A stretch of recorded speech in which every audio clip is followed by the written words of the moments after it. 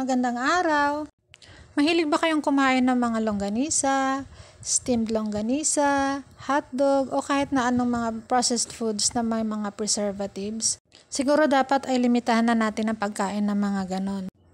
Ang ituturo ko sa inyo ngayon ay isang sinasabi nilang processed food din pero hindi siya ginamitan ng preservatives. Gagawa tayo ngayon ng chicken bologna. Kung mahilig kayo mag-sandwich, ay ito ay na-advise ko sa inyo. Bukod sa wala ng preservatives, ay siguradong malinis pa dahil kayo ang gagawa. At napakadali lang gawin ito dahil nasa mismong kusina nyo na ang mga sangkap nito.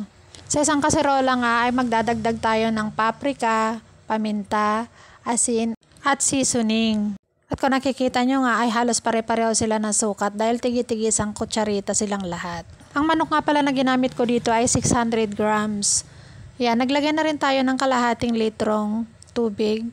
Papakuluan natin siya ng 15 to 20 minutes. O mas higit pa dahil i-blender natin yan para mas madali siyang ma-blender. At habang kumukulo nga ay naglagay na tayo ng 2 maliit na sibuyas at 1 buong bawang. Malalaki yung hiwa ng bawang at saka sibuyas dahil mamaya naman ay i-blender natin yan. At gaya nga ng sabi ko, i-blender natin siya. Maglalagay din tayo dito ng pinaglagaan niya o yung kanyang chicken broth. Pagkakulo nga pala ay pinalamig ko lang siya ng konti pero hindi yung malamig na malamig.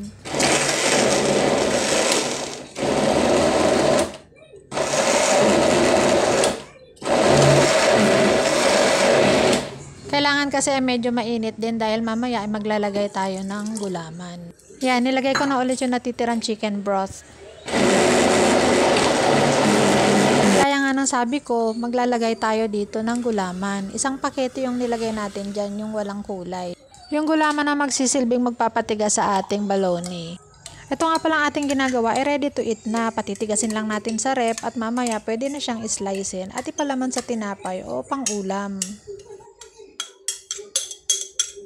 Sinasuggest ko talaga na gawin nyo rin ito. Try nyo din itong gawin sa inyong mga bahay dahil siguradong magugustuhan ito ng mga bata.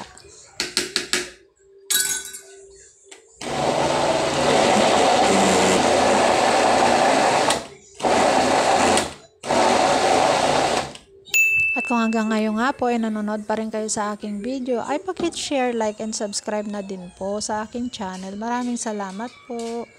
At yan, ilalagay na po natin yung ating beetroot. Kailangan po natin yan kasi yan po yung magsisilbing magpapaganda sa ating ginagawang bologna.